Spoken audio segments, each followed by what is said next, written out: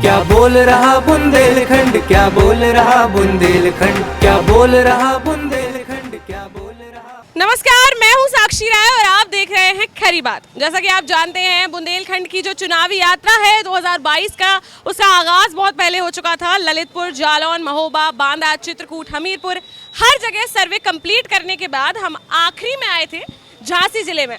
जी हाँ, झांसी जिले की मऊरानीपुर विधानसभा, जो हम 3 दिन से कवरेज कर रहे हैं, आपको 3 दिन से यहाँ का सर्वे करा रहे हैं, आपको लोगों से रूबरू करा रहे हैं और बता रहे हैं कि यहाँ की जो जनता है वो अपनी क्या राय बना रही है। उनसे पूछ रहे हैं कि 4.5 साल में जो सरकार है उसने क्या काम किया है, क्या नहीं किया है, जितनी योजनाएं जो मुख्यमंत्री जी चला रहे हैं, प्रधानमंत्री जी चला रहे हैं, वो कितनी धरातल तक उतर पा रही हैं।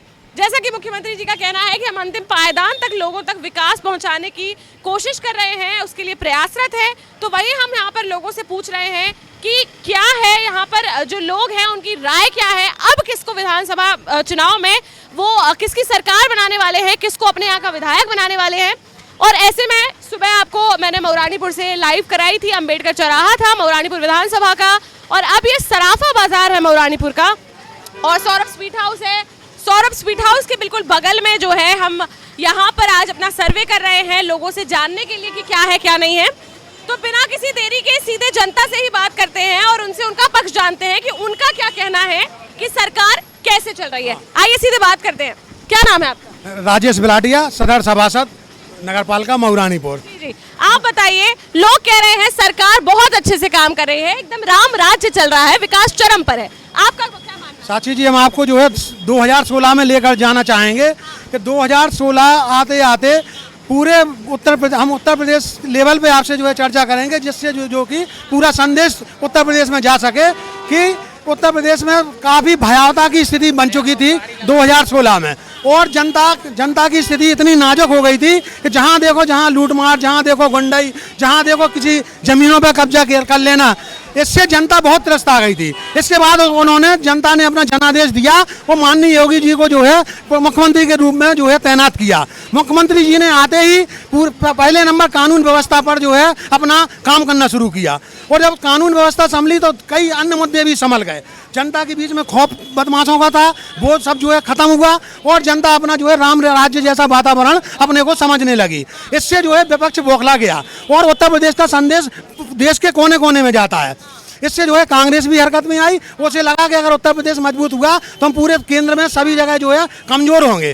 तो समाजवादी पार्टी, बहुजन समाज पार्टी और जो है कांग्रेस, इन सब लोगों ने क्या किया कि अन्य देश के जो है अंचलों से विपक्ष को इकट्ठा शुरू करने किया, और यहाँ तक इतनी निम्न स्तर पर उतरकर मोदी योगी के खिलाफ काम होने लगा कि जो है यह जो है आतंकवाद जैसे मुद्दों को बढ़ावा देने लगे और आतंकवाद छाने लगा और जो है लोगों की हत्याएं होने लगी। आप सोचिए कि जिस ताबूत में जो है किसी सैनिक का, किसी आम शहरी का ताबूत में अगर डेड बॉडी उसके दरवाजे पर उतरती है तो क्षेत्र के लोगों का, उसके परिवार के विधवाओं का क्या हाल होता है। और इन लोगों ने इससे भी गुरेज नहीं किया कि हमें तो जो है मोदी योगी को किसी तरह बदनाम करना है और इस बदनाम करने के बाद हमें सत्ता प्राप्त करनी है। तो मुद्दे कुछ पिछड़े हैं, महंगाई का मुद्दा पिछड़ा है, विकास का मुद्दा पिछड़ा है, लेकिन सबसे पहले योगी मोदी के पास जो है हमारा जो है सुरक्षा का मुद्दा सबसे बड़ा था, जिन्होंने उस पर विजय प्राप्त की। इतना कड़ा अनुशासन पैदा किया, इतनी सेना को मजबूत किया, इतना पुलिस प्रशासन को सहयोग मजबूत किया कि उन्होंने इस सब गुंडागर्दी पे, और लोग गुंडागर्दी एक अलग बात होती है, जो आतंकी घटनाओं से संबंधित कारनामा चल रहे थे उन सब पे विराम लगाया। इसके बाद जो है इस पर आ जाती हूँ, पहले मैं फिर वापस आती हूँ आप पर। मैं आपसे पूछना चाहूंगी, क्या नाम है आपका? मेरा मोहम्मद रईस फरीदी। जी, चलिए आपसे मैं ये पूछना चाहती हूँ, इनका ये कहना है कि न्याय व्यवस्था जो है, सुरक्षा जो है, जो सबसे ज्यादा मायने रखती है, 2016 के बाद 2017 में जब सरकार आई उत्तर प्रदेश में, तो बिल्कुल जो थी सुरक्षा इतनी चरम पर हो गई कि अब कोई न्याय व्यवस्था नहीं है। पुलिस प्रशासन के साथ मिलकर इतने अच्छे से सब कुछ चल रहा है कि अब बिल्कुल किसी को कोई डर नहीं है समाज। देखिए, सबसे पहली बात तो आतंकवाद की, हमारे बड़े भाई ने बताया है कि आतंकवाद के बारे में, आतंकवाद में कमी आई है, लेकिन आदरणीय बड़े भाई ने एक बात गलत कही है कि जो हिंदुस्तान की अन्य पार्टियां हैं कि वो आतंकवाद को बढ़ावा देती हैं। ये गलत बात है, क्योंकि हम हिंदुस्तानी हैं, आतंकवाद को बढ़ावा नहीं दे सकते। आतंकवाद जब झेलते नहीं सकते तो नहीं दे सकते हैं। तो जो पार्टियां हैं, जो पार्टियां किसी आतंकवाद के लिए नहीं कहती हैं। हाँ, दूसरा मुद्दा ये है कि माननीय मोदी जी की वजह से आतंकवाद में बहुत सी कमी आई है, बहुत कमी आई है। अब दूसरा मुद्दा ये रह गया है कि माननीय मोदी जी द्वारा जिस तरीके से हिंदुस्तान की जो पुलिस प्रशासन है वो सही तरीके से काम कर रहा है, लेकिन कहीं कहीं पुलिस प्रशासन इतना दयनीय स्थिति में पहुंच चुका है कि लोगों के साथ इतनी लूटमार हो रही है कि जो थोड़ा सा क्राइम भी करता है तो उसके साथ मतलब कड़कपन आता है, लेकिन जो क्राइम नहीं करता उसके साथ ही बहुत कड़कपन दिखाता है। सबसे मेन मुद्दा ये है, अगर छोटी सी बात भी है तो देने वाले को जो मतलब रिपोर्ट लिखाने जा रहा है उसको भी पैसा लग रहा है, और जो इसके नाम लिख रहा है उसको भी पैसा लग रहा है। ये भ्रष्टाचार बहुत बढ़ गया है। चलिए आपसे पूछना चाहूंगी, आपसे पूछ लेती हूँ, आपका क्या नाम है? मेरा नाम दिनेश बादल है। जी आप बताइए, इन लोगों का इनका कहना है कि जो सरकार है वो बहुत अच्छे से काम कर रही है, न्याय व्यवस्था पर बहुत काम किया है, हर चीज पे बहुत काम किया है, लेकिन इनका कहना है कि कहीं ना कहीं डगमगा रही है जो न्याय व्यवस्था है, सुरक्षा जो है, पुलिस प्रशासन जो है वो उस आपका क्या कहना है इस पर? हमारे बड़े भाई जिस चश्मे से सरकार को देख रहे हैं शायद इनका चश्मा ही गलत है। मोदी और योगी जी की सरकार सबका साथ सबका विकास लेके चल रही है। हिंदुओं को भी सम्मान मिल रहा है, मुसलमान भाइयों को भी सम्मान मिल रहा है। आतंकवाद किसी जाति, मजहब या समाज का नहीं होता है। आतंकवादी सिर्फ एक आतंकवादी होता है जो आतंक करेगा, चाहे वो हिंदू हो, मुसलमान हो, सिख हो, जैन हो, ईसाई हो, किसी भी धर्म का हो, उसका विरोध होगा, उसका इनकाउंटर होगा, उसको सलाखों के पीछे भेजा जाएगा। अगर कोई खास समुदाय के लोग किसी आतंकवादी को या किसी आतंकी को या किसी अपराधी व्यक्ति को अपने समाज से जोड़ के अपना मसीहा समझे या मोदी या योगी की कार्रवाई को अपनी समाज से जोड़ के देखें, ये गलत है। दूसरी हमारी बात बड़े भाई ने कहा है यूपी में पुलिस अनियंत्रित है, ऐसा बिल्कुल भी नहीं है।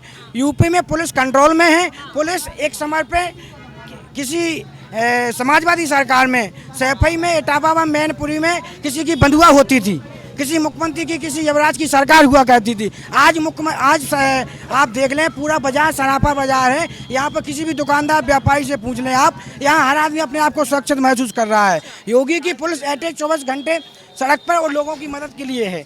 बड़े भाई का कहना है थानों में दलाल हुए, पहले थाने ठेकेदार चलाते थे और नीलामी होती थी। पहले नीलामी होती, समाजवादी सरकार में नीलामी होती थी, बोली लगती थी कि जो मऊरानीपुर में सबसे ज़्यादा पैसा देगा उसकी पोस्टिंग होगी। आज ऐसा बिल्कुल नहीं है, आज बिल्कुल नहीं है। आज मऊरानीपुर में वही इंस्पेक्टर आएगा जो लोगों की मदद करेगा, जो मुस्लिम भाइयों को लेकर चलेगा, जो हिंदुओं को लेकर चलेगा, जो व्यापारियों की बात, प्रश्न आपसे महिलाओं की सुरक्षा की बात करेगा। एक प्रश्न आपसे मैं पूछना चाहती हूँ, जैसे आपने कहा जो पुलिस है वो बहुत ही ज्यादा सक्रिय है और हमेशा न्याय के लिए ही लड़ रही है।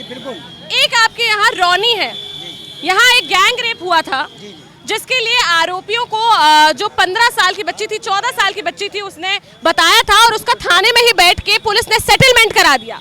उस पर आपका क्या कहना है? जो शायद वो घटना शायद हमारे संज्ञान में नहीं है, जो भी आपने कहा पुलिस बरुआ सागर में पुलिस किसी भी मामले की कोई लीपापोती नहीं कर सकती है। जो प्रत्यक्ष होगा वो आप पुलिस को कार्रवाई करनी पड़ेगी। यदि कोई घटना सत्य होगी वो लोग जेल जाएंगे, उनको जेल होगी, पुलिस कोई बचाव नहीं करेगी। मुख्यमंत्री जी का सीधा निर्देश है, पुलिस किसी नेता या किसी सत्ताधारी अधिकारी या किसी उसके अधीन काम नहीं करेंगे। पुलिस स्वतंत्र है, मुख्यमंत्री को फॉलो करेगी। चलिए ठीक है। जिले में कोई भी आपराधिक घटना होती है उसका जिम्मेदार वरिष्ठ पुलिस अधीक्षक होता है, और जो है अगर थाना स्तर पर कोई कोताही बरती जाती है तो उसको चंद घंटों में या चंद मिनटों में उसको जो है कप्तान जो है निर्देशित करने लगता है। रोनी की घटना हुई, उसमें कप्तान को जैसे ही खबर लगी उन्होंने जो है मऊरानीपुर थाने के आड़े हाथों लिया, और आपने देखा साक्षी जी कि वह दूध का दूध पानी का पानी हो गया। आड़े हाथों लेकर क्या कार्यवाही हुई वहाँ? मुलजिम जो है जेल गया उसमें, और जिन लोगों ने सेटलमेंट कराया था वो तो अभी भी चौकी में बैठे हुए हैं। लेकिन उसमें जो है दोषी सजा पा गया और जो है न्यायालय उसे सजा देगी। सजा पाया, लेकिन उस 14 साल की बच्ची को जब डरा धमका के ये बोला गया कि आप घर पे बैठिए, आपने झूठा विवाद करवाया। लेकिन क्षणिक अगर पटरी से गाड़ी उतरी तो पटरी पर गाड़ी तुरंत संभल भी गई, और संभलना ये नहीं था कि उनको जेल हुई। ये खरी बात न्यूज चैनल द्वारा ही इस खबर को दोबारा उखाड़ा गया, और खरी बात नहीं, इसका पूरा जो अंदर का निचोड़ था पूरा निकाल कर पुलिस प्रशासन का आईना दिखाया, जिस पर उन्होंने कार्रवाई, अगर खरी बात अगर पूर्ण तरीके से में न गुनती तो ये काम ये अपराधियों को अब मतलब नहीं मिल पाता। घटना काफी जो है निंदनीय थी, उसकी जितनी निंदा की जाए कम है, लेकिन दोषी को सजा मिलना चाहिए और मिली। नहीं, दोषी के पुलिस वाले नहीं थे फिर जो सेटलमेंट कराए? वो जो है मानते हैं कि ऐसा जो है, क्योंकि कुछ नहीं हुआ उनके खिलाफ? 100 में 100 पुलिस पर भी कार्रवाई होगी। नहीं हुई ना, इंस्पेक्टर अभी है, सीओ अभी है, वही है अभी। यदि इसमें इंस्पेक्टर का चलिए विकास पे देखिए माननीय मोदी जी ने दो काम, मैं मोदी जी की बात करूंगा, योगी जी की नहीं बात करूंगा अभी। माननीय मोदी जी ने दो काम बहुत अच्छे किए, आतंकवाद पे काबू और दूसरा गरीबों को छत देने का काम किया। बाकी यूपी सरकार द्वारा बड़े भाई जानते हैं, मऊरानीपुर से मैं मऊरानीपुर में रह रहा हूँ, मऊरानीपुर की बात करूंगा, धरातल पर कोई काम नहीं हुआ है और अभी तक कोई शिलान्यास, आप पूरे मऊरानीपुर वाले बड़े भाई जानते हैं, सभी लोग जानते हैं, अगर कोई शिलान्यास हुआ हो, काम हुआ हो तो मैं इसकी गवाही दे सकता हूँ। कोई काम नहीं हुआ, कोई काम नहीं हुआ। तो क्या नाम है आपका? प्रमोद चतुर्वेदी जिला। आप बताइए, इनका कहना है कि कोई काम नहीं। आपका कहना है कि शिलान्यास कोई नहीं हुआ है। अभी हाल ही में है मऊरानीपुर क्षेत्र में कोई फायर ब्रिगेड स्टेशन नहीं थी, जो 11 करोड़ की लागत से हमारे माननीय विधायक जी ने अभी मऊरानीपुर में ही फायर ब्रिगेड का शिलान्यास किया है। 12 पूरी विधानसभा में पूरी 12 सब स्टेशन विद्युत के बनाए गए, विकास हुआ रुकिए आप। और कटेरा के अंदर कन्या महाविद्यालय राजकीय 9 करोड़ की लागत से बनाया जा रहा है। सामुदायिक स्वास्थ्य केंद्र टहरौली में 9 करोड़ की लागत से बनाया जा रहा है। मऊरानीपुर की बात कर रहा हूँ मैं, आदरणीय चाचा जी। विधानसभा में मऊरानीपुर विधानसभा में ही काम हो रहे हैं। अकेले शहर में आप पूरी विधानसभा का पैसा अकेला नगर में लगाना चाहते क्या? मऊरानीपुर में जो मरीज आते हैं उनको सुविधाएं मिलना चाहिए, क्योंकि ये मऊरानीपुर टापू है विधानसभा का, सबसे बड़ी तहसील है, टापू है विधानसभा का, और यहाँ पर सब लोग आते हैं।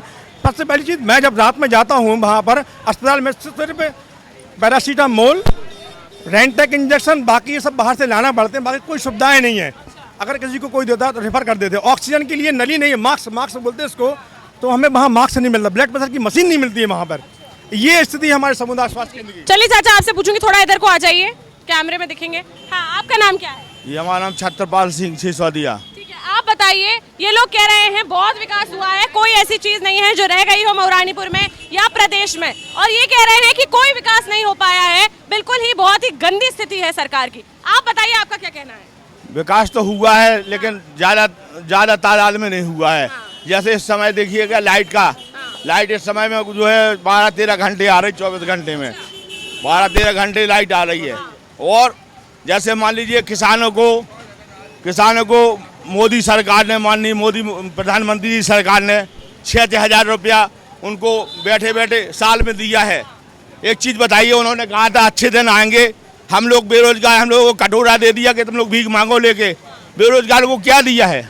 हम तो भाई सरकार से रुष्ट हैं, बेरोजगारों को तो कुछ नहीं मिला। हम लोगों ने वोट दिया है, उन्होंने कहा आप लोगों को अच्छे दिन आएंगे, वोट ले लिए, अच्छे दिन नहीं। झांसी से सांसद जी आए थे, उन्होंने कहा हम तो पूंजीपति हैं, अपनी निधि से पैसा लगाएंगे और अपना व्यक्तिगत पैसे से इस नगर का विकास करेंगे।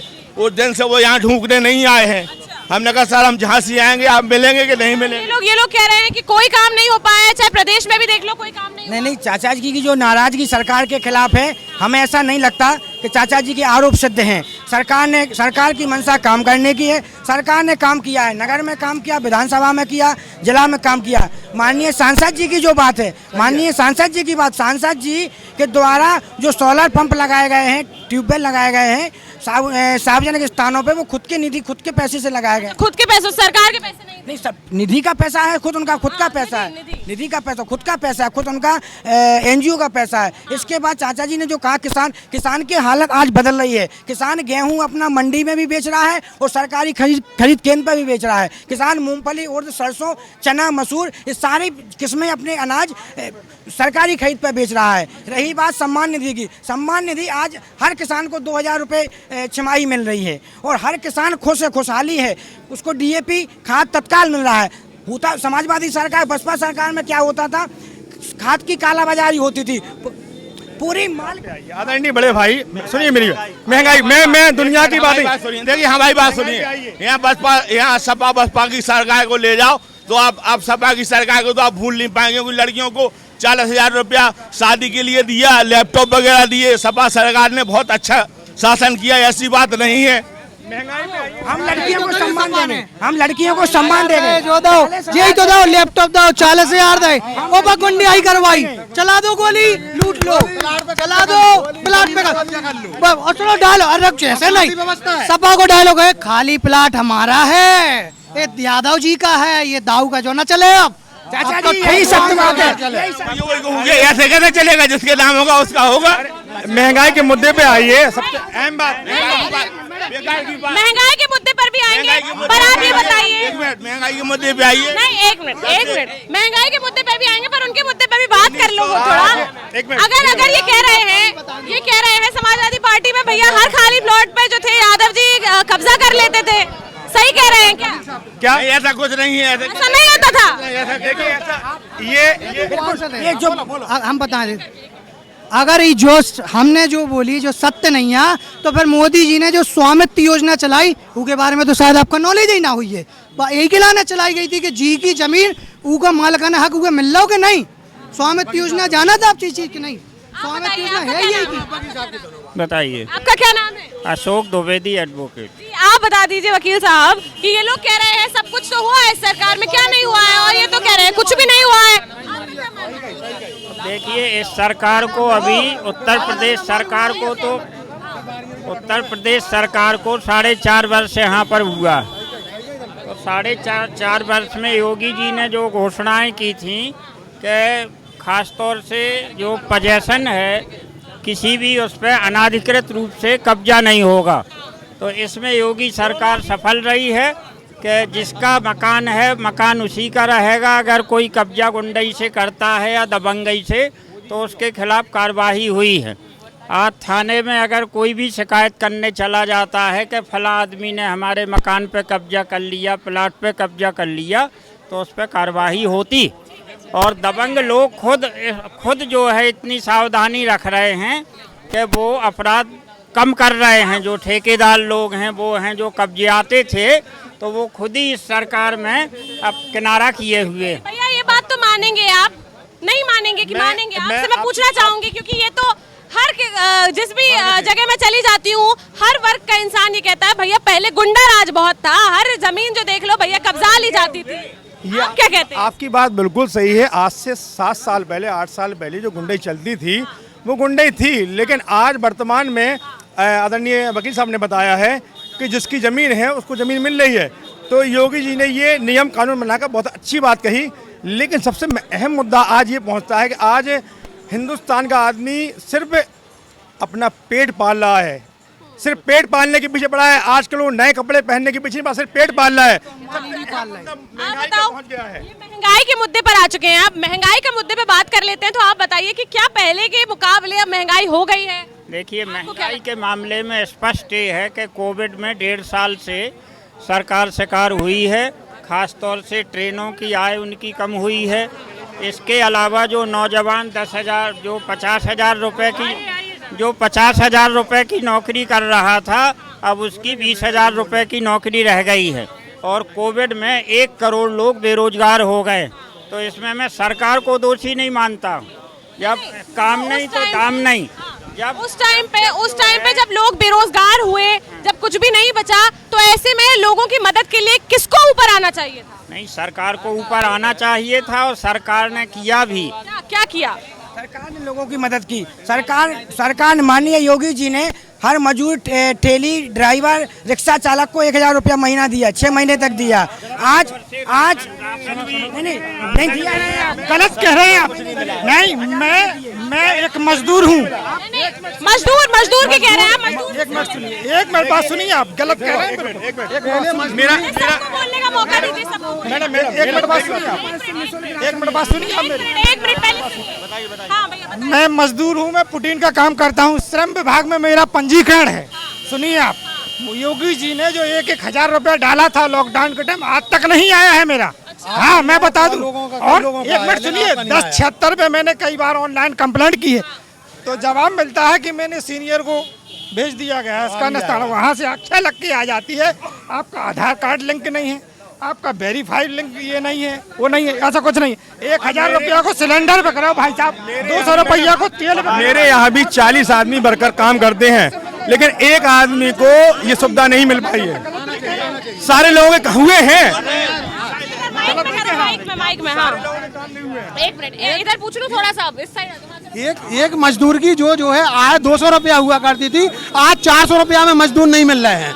और जो है महंगाई ऐसा है कि जो है आटा अगर जो है 18 रुपया मिलता था तो आज 21 रुपया मिल रहा है। सिलेंडर अगर 600-700 रुपया का मिलता था तो आज 900 रुपया का मिल रहा है, जो कि कोई खास महंगाई इसको हम नहीं। 400 का मिलता था वो सन फिर शुरू में मिलता ही नहीं था।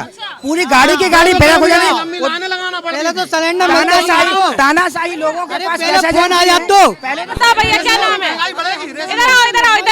इधर आओ, इस साइड को आ जाओ, थोड़ा सा पीछे हो जाओ। उन्हीं लोगों के पास सिलेंडर की कालाबाजारी करते हैं। 10 लाख का बिकता था, वो प्लाट आज 10 लाख का बिक रहा है। तो जो है ये चीजों का असर है। आपका क्या नाम है? जैसे लोगों की आय बढ़ी है। गल्ला हो गया, वो 4 रुपये और 3 रुपये किलो में मिलता था, आज 20 रुपये और 25 रुपये किलो हो गया। जब पेट्रोल 30-40 रुपये, आज 100 रुपये हो गया, तो कोई बड़ी बात नहीं है। हाँ, क्यों? लोग सुरक्षित है, अपने आप को लोग सुरक्षित महसूस कर रहे हैं। राज में सब मुमकिन है, समाज का व्यक्ति सब मुमकिन है। भैया तो कह रहे हैं 40 रुपए का पेट्रोल मिलता था, 100 का मिल रहा है, कोई बड़ी बात नहीं। कोई बड़ी बात नहीं। जब आदमी 2-2.5 लाख रुपए की गाड़ी ले सकता है तो 100 रुपए का पेट्रोल जरूर डलवाएगा। मोदी जी ने 2 लाख की गाड़ी ले सकता है आज के समय में। आप बताओ क्या नाम है आपका? सचिन बताओ चाचा, ये लोग कह रहे हैं जब 2-2.5 लाख की गाड़ी ले सकते हो तो 100 रुपए का पेट्रोल भी डला लो। नहीं, बिल्कुल गाड़ी महंगी होगी तो पेट्रोल डलेगा। वो तो पेट्रोल डलेगा, महंगे होने से फिर कोई फर्क नहीं पड़ा। गाड़ी ले रहे आदमी 1 लाख रुपया के पेट्रोल का है, फिर तो कोई फर्क नहीं पड़ रहा ना महंगा है। जब 1 लाख की गाड़ी लेगा आदमी तो लोग खुश है। इस सरकार से कौन से वर्ग के लोगों की बात कर रहे हैं? सारे लोग खुश हैं। मतलब अगर आप ये कह रहे हैं, नहीं आपके सामने खड़े अगर मतलब आप लोगों का कहना ये है, इनकी समस्या 200 रुपया लीटर, 100 रुपया लीटर पेट्रोल नहीं है। इनकी समस्या इनकी दुकान का ताला टूटना है, इनका हफ्ता वसूली है। इनको हफ्ता ना लगे, ठेला छोड़ गया आदमियों का। समाजवादी लोग, समाजवादी वो नहीं हो रहा, कई बार पुलिस चौकी पर।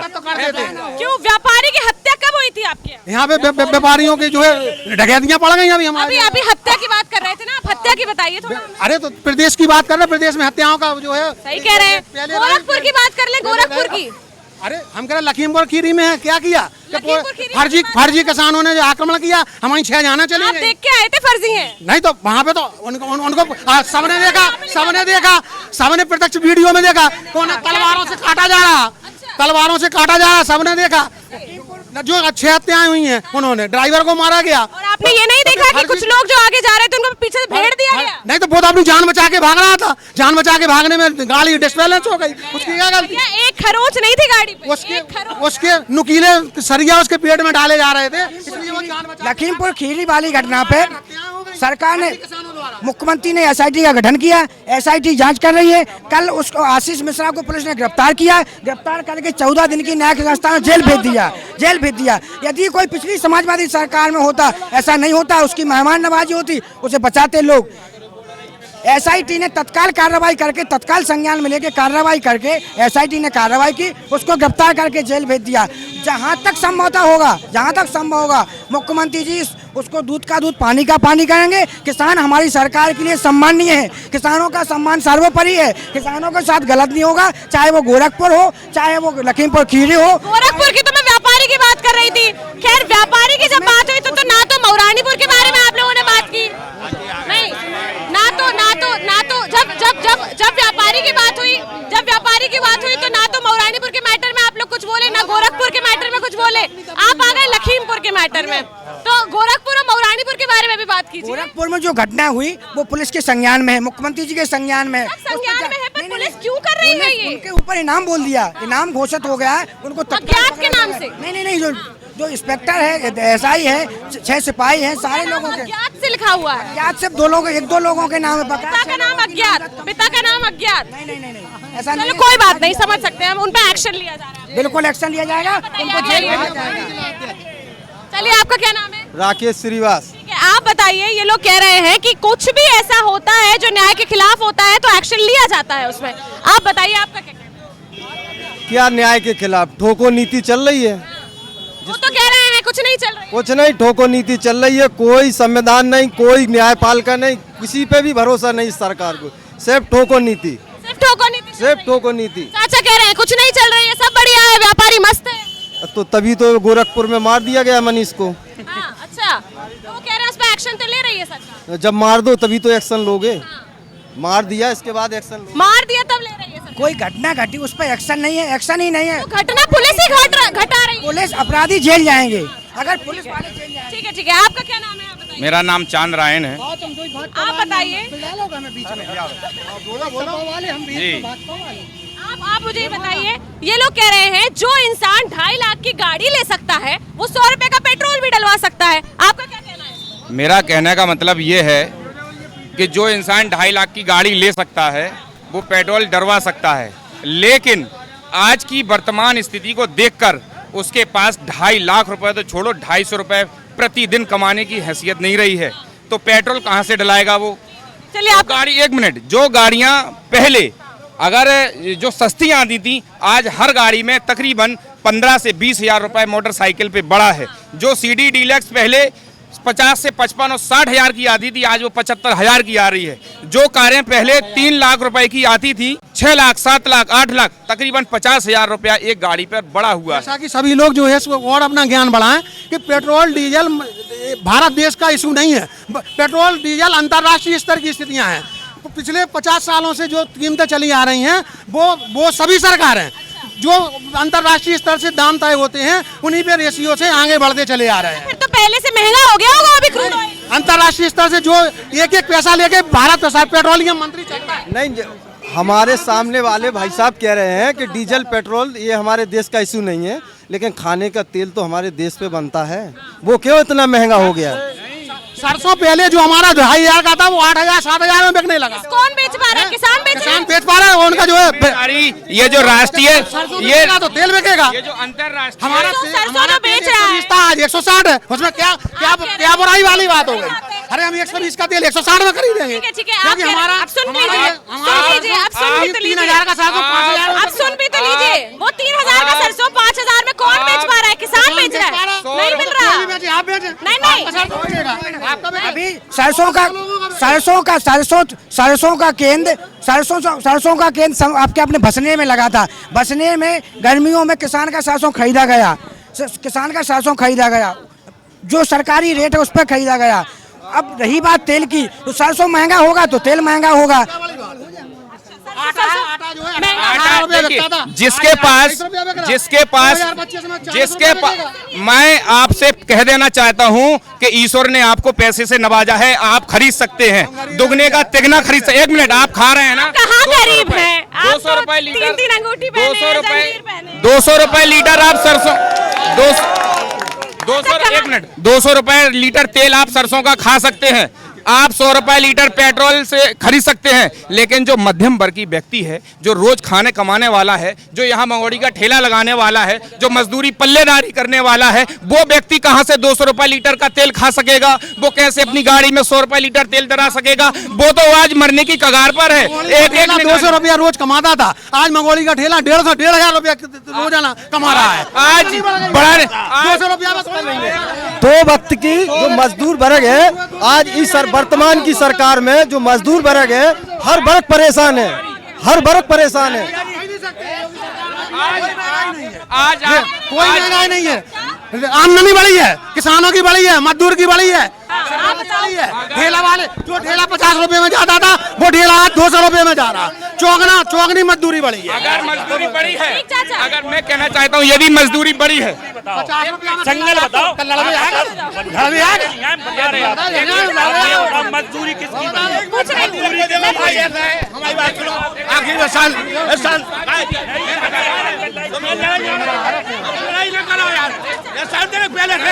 शांति से हमारी एक बात सुनो। देखिए, रहा सवाल सरकार का, किसी की भी सरकार रहे, इस देश में 125 करोड़ नागरिक रहते हैं। मैं महिलाओं के किसी को रोजगार नहीं मिला है, सबको रोजगार दे सरकार, तो सरकार बार आएगी। यदि रोजगार नहीं दिया तो सरकार नहीं आएगी, चाहे वो किसान हो, चाहे वो मजदूर हो, चाहे वो व्यापारी हो, चाहे वो बेरोजगार हो, कोई सुरक्षित नहीं रहेगा। कोई सुरक्षित नहीं रहेगा। मोदी जी ने सबको सुरक्षित किया है, लेकिन बशर्ते बेरोजगार रोजगार नहीं दिया है। ये बात इनकी है, ये बिल्कुल यथार्थ सत्य है। मैं इनकी बात से कहना शुरू करना चाहता हूं कि यदि धरातल पे कोई काम यदि भारतीय जनता पार्टी की सरकार ने किया होता, धरातलीय स्थिति में यदि कोई काम किया होता तो आज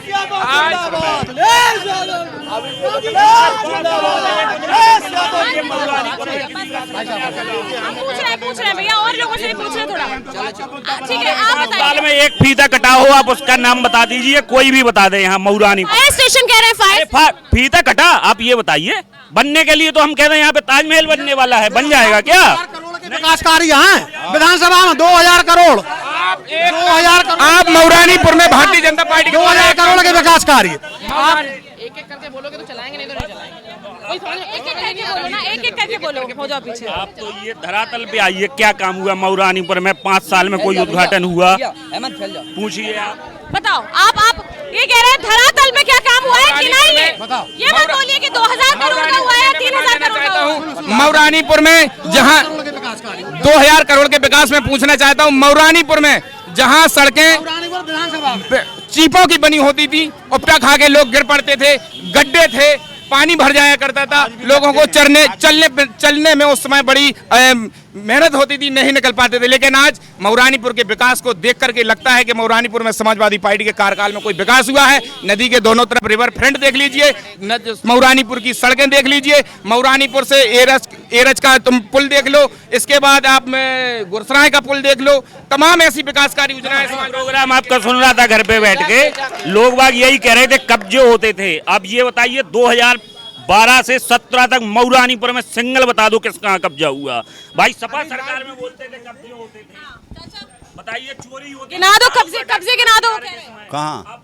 मऊरानीपुर में पहले होते थे, पहले का ही कह रहे हैं, पहले होते थे, गिना मालूम है 100 जगह कब्जे हुए मऊरानीपुर। आज मैं आपको 12 से 17 तक बता दें, एक बता दें। डॉक्टर रश्मि आर पे बता देना चाहता हूं कि कब्जे क्या होते हैं, देश की जनता आज सुन ले। कब्जा होता है लाल किले पे, ये राष्ट्रीय धरोहर है, ये बेचने का अधिकार किसको है? यदि कोई किसान टावर के अपनी सीमेंट तोड़ देता है तो उस पर कानूनी कार्रवाई देश की सरकार करती है। लेकिन ये देश को बेचने का काम लाल किला बेच दिया। नहीं, देश को ही तो बेच रहे हैं, देश को ही। इंडियन एयरलाइंस बिकी नहीं बिकी, इंडियन एयरलाइंस बिकी नहीं बिकी, एयरलाइंस बेच दिया, रेलवे बेच दिया, एयरलाइंस बेच दिया, और तमाम ऐसी बेचने की तैयारियां भारतीय जनता पार्टी की हैं। चला रहे, लॉकडाउन कहाँ में लगा था? इतना बढ़ा दिया कोई चलो एक मिनट आप बता दो। हाँ चलिए ठीक है, इनसे पूछते हैं। थोड़ी शांत हो जाए यार। आप लोगों ने अपना पक्ष रखा, थोड़ा सा सुनिए, थोड़ा सा सुन लीजिए। चाचा चले क्यों गए? चाचा चले गए, अच्छा थक गए, पानी पीने गए। ठीक है, चलो आपसे पूछती हूँ मैं। ये लोग कह रहे हैं ना तो महंगाई बढ़ी है, चाचा ये भी पानी पी के वापस आएंगे तो उनसे पूछना। उन्होंने कहा कि महंगाई तो बिल्कुल नहीं बढ़ी है भैया, अगर बढ़ी भी है तो मजदूरी भी बढ़ी है, सब कुछ बढ़ा है। आपका क्या कहना है इस पर? देखिए मैं बताता हूँ आपको, जो गरीब इंसान है उससे एक बार जाके पूछें, गांव में जाकर पूछें, आज वो हालत है। आज गरीब आदमी, आज आप देख रहे हैं किसान खेतों पे मरा मिल रहा है, ये गरीबी नहीं है तो क्या है? आप बताइए। और मैं बता देना चाहता हूं, भारतीय जनता पार्टी ने 4.5 साल में एक काम किया है कि समाजवादी पार्टी के कार्यों का फीता काटा है, इसके अलावा कोई काम नहीं किया है समाजवादी। चाचा कह रहे हैं 2000 करोड़ के काम हुए कहाँ काम हुए? आप ये काम नहीं हुआ है, एक सिंगल काम नहीं हुआ है, काम हुआ है एक सिंगल काम गिना के दिखाया। मैं बताता हूँ, रानीपुर का जो पुल टूटा है, अभी रानीपुर का जो पुल टूटा है 4.5 साल हो गए, चुनाव विधायक जी के क्षेत्र का है, अभी तक क्यों नहीं बना है? मैं विधायक जी से पूछना चाहता हूँ। पेन कागज बड़ा होता है, मुंह से कहना छोटी बात हो, बेकार की बात। पेन कागज बड़ा होता है, जो सर्कुलर है पेन कागज से धरातल पे भी तो आना चाहिए। काम हुए है ना, उनके अप्रूवल है। समाजवादी पार्टी की सरकार में वो पुल टूटा था और उन्होंने क्यों नहीं बनवाया? हमारे विधायक ने शिलान्यास किया और 1 महीने बाद वो ओवरब्रिज चालू होगा। चलिए इस पर आप लोगों का क्या कहना है? समाजवादी पार्टी के कार्यकाल में वो पुल टूटा था, समाजवादी पार्टी के कार्यकाल में ही वो बनने का उद्घाटन होगा नहीं, और उसे बनने का प्रस्ताव पास हुआ था। लेकिन जब सरकार हमारी चली गई, जब सरकार हमारी चली गई तो प्राथमिकता इनकी बनती है कि उसे बनाया जाए। हमें एक बात बताइए, आप वार्ड के मेंबर हो, आप वार्ड के मेंबर हो, 24 नंबर वार्ड के मेंबर हो, आपने आज तक अपने वार्ड में एक काम नहीं कर पाया। हाँ, क्या काम कराया तुमने वार्ड में? हम भी वार्ड के हैं, आप भी वार्ड के में पार्षद हो, क्या काम किया? कोई नगर रोड नहीं बना, कोई नगर रोड नहीं बना, क्या काम कराया?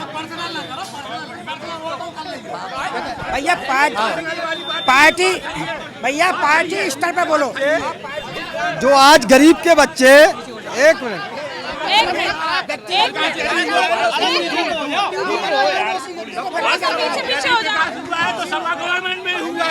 इस शहर का 22 साल से विकास हो रहा है, तो सपा गवर्नमेंट में सपा के केवल माता ने यहाँ विकास किया है। नदी किनारे सड़कें बनवा दी, लाइट लगवा दी, सिर्फ हरिश्चंद्र ने। समाजवादी पार्टी जिंदाबाद। बहन जी, जो आज जो शिक्षा नीति की बात है, तो जो भारतीय जनता पार्टी गरीब के बच्चे, दलित के, पिछड़ों के बच्चे, अल्पसंख्यक के बच्चे जो जीरो फीस पे बीएड, बीपीएड, एलएलबी करते थे, वो इस सरकार ने सब बंद कर दिए हैं, ताकि गरीब के बच्चे पढ़े ना, वो इनसे अपने अधिकार जाने ना। ये सरकार की नीति है। मतलब रोजगार वगैरह जो है वो भी बिल्कुल ठप है। बिल्कुल ठप है। जब पढ़ेंगे नहीं तो किसी युवाओं को रोजगार नहीं मिला। आज युवा रोजगार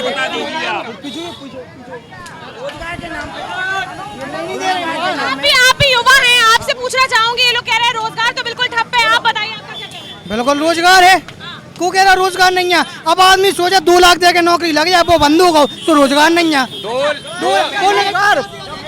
रोजगार कहाँ है जी, बताइए कहाँ से रोजगार मिलेगा जब पढ़ेंगे नहीं। इन्होंने गरीब के बच्चे जो जीरो फीस पे एडमिशन हो जाते हैं, बीपीएड, बीएड, एलएलबी कर लेते थे, तो आज जब पढ़ेंगे नहीं तो हम अपने अधिकार नहीं जानेंगे, तो नौकरी कहाँ से मिलेगी? इस सरकार ने टेस्ट पास ना करो तो कहाँ में नौकरी मिल जाए? उन्हें टेस्ट पास नहीं करो, पढ़ेंगे। विधायक जी को फोन आगा, बोले 2 लाख ले लियो या नौकरी पक्की। पहले नौकरियों की खरीद फरोख्त, नौकरियों को खरीदा जाता था, बेचा जाता था।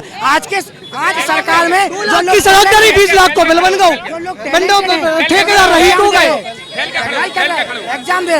पहले नौकरियों की खरीद फरोख्त होती थी, पहले नौकरियों को खरीदा और बेचा जाता था। सरकार खरीदती थी, बेचती थी और ठेकेदार खरीदते थे नौकरी। आज पुलिस हो, अध्यापक हो, इंजीनियर हो, किसी भी विभाग में नौकरी हो, जो टैलेंट होगा, जिस बच्चे में, जिस विद्यार्थी में टैलेंट होगा, वो नौकरी में जाएगा। आर्मी की प्रिपरेशन कर रहे हैं, वो कह रहे हैं हमारी एज निकली जा रही है, लेकिन वैकेंसी नहीं निकल रही है। आज ऐसा वो तो पढ़े लिखे हैं ना, तभी तो प्रिपरेशन कर रहे हैं। आर्मी में भी जगह निकलेगी। 3 साल से वैकेंसी नहीं निकली। अभी 69,000 शिक्षकों की भर्ती हुई। अभी सरकार ने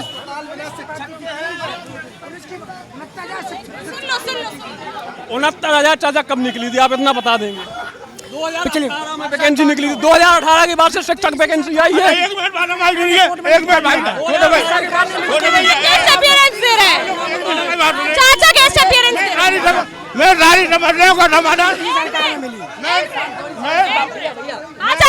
मैं सब लोगों की समस्या का समाधान अपने पेन में लिए बैठा हूँ, लेकिन कोई बता नहीं। मेरी बात सुने, जो व्यक्ति पढ़ा लिखा होता है वो पेन खोजता है। आप पे भी तो आ रही हूँ ना, तो उन पे भी आने दीजिए, हर बार तो आ रही हूँ। कैसे पागल तो कहते हैं ना, पागल हो जाएगा, पागल हो जाएगा, आपको पागल कह रहे हैं। ये भी पागल है, ये भी पागल है। ये बेरोजगारों की एक व्यक्ति हमें बात होने दीजिए, एक व्यक्ति कुर्सी पे बैठ के यदि ये कहे कि मैं सुंदर हूँ वो सुंदर हो जाएगा। और यदि एक व्यक्ति की कारण नहीं है चाचा जी, सत्ता का की कारण नहीं है, आप गलत बोल रहे हैं। मैं पागल हूँ,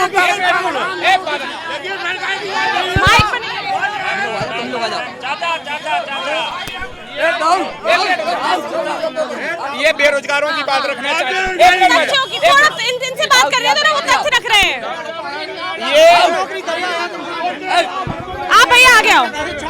ये बेरोजगारों की बात रखना चाहते हैं। आप इनसे रखो, बात रखो।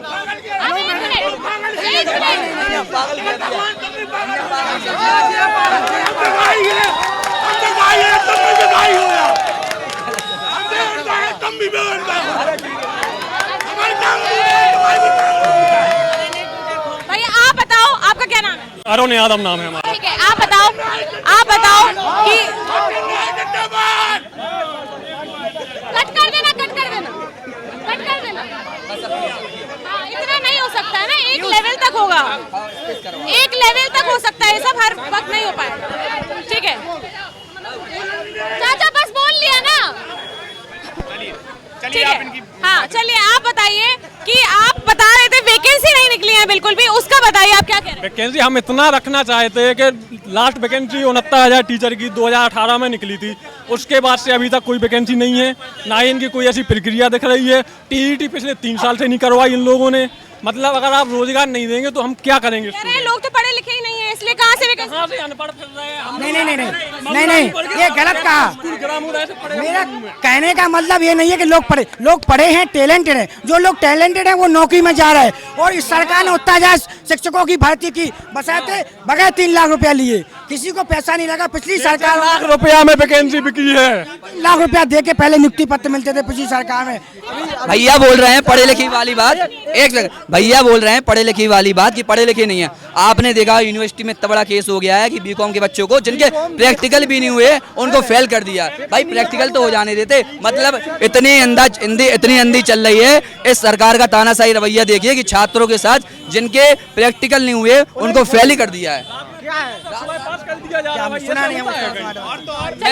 मैं ये बोल रहा हूँ भैया आपसे महाराज जी कि जो यूनिवर्सिटी में बीकॉम के बच्चे छात्र थे उनको जिनने प्रैक्टिकल भी नहीं दिए उनको फेल कर दिया रातों रात।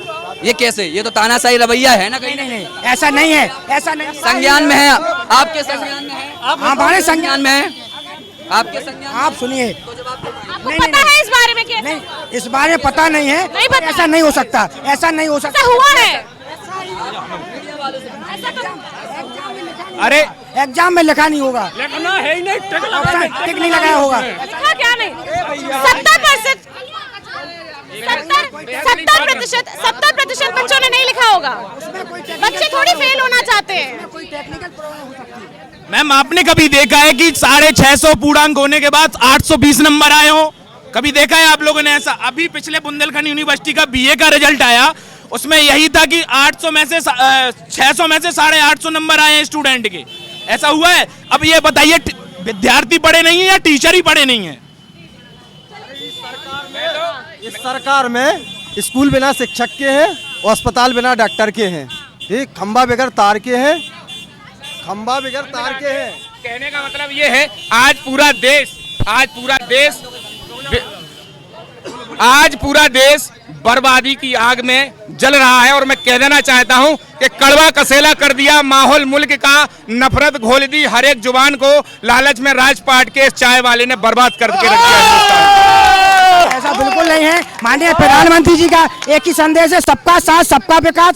सबका विकास होगा, सबका साथ रहेगा। सरकार सबकी सुरक्षा और सबके सम्मान की गारंटी देते हैं। ये बिल्कुल गलत है, बिल्कुल भी भ्रम फैलाने वाली बातें हैं। शिक्षा में और स्वास्थ्य में अगर कोई काम हुआ हो तो कोई बता दे, इतने लोग यहाँ पे खड़े हों। आप मऊरानीपुर का बता दो, बाहर नहीं जाओ। जो इसके पहले सपा सरकार मऊरानीपुर में आदरणीय रश्मियान ने जो कराया, उसके बाद अगर इन विधायक जी ने कुछ कराया हो तो आप दिखा दिए। कोई भी काम में सबसे पूछे। सारांश ये है कि मोदी के राज्य में पूरा भारत देश और पूरा उत्तर प्रदेश योगी के हाथों में सुरक्षित है। और आने वाले 2022 में योगी जी पुनः मुख्यमंत्री बनने जा रहे हैं।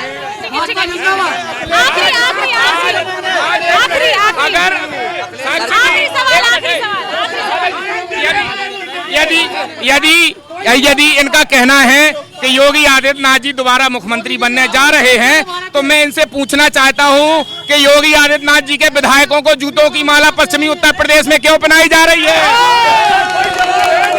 सर इसका जवाब 300 प्लस होके देगा। उत्तर प्रदेश की जनता माननीय मुख्यमंत्री जी को हाथों हाथ ले रही है और 300 प्लस सीटें आएंगी। 350। ये आखिरी सवाल 2022 में विधानसभा चुनाव आ रहे हैं, किसकी सरकार बनने वाली है? योगी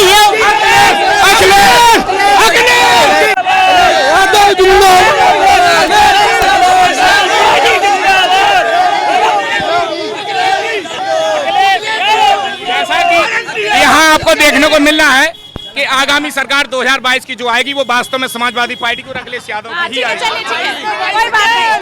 350 सीटों से भाजपा सरकार पुनः आएगी। सरकार आते ही 10 लाख युवाओं को रोजगार मिलेगा।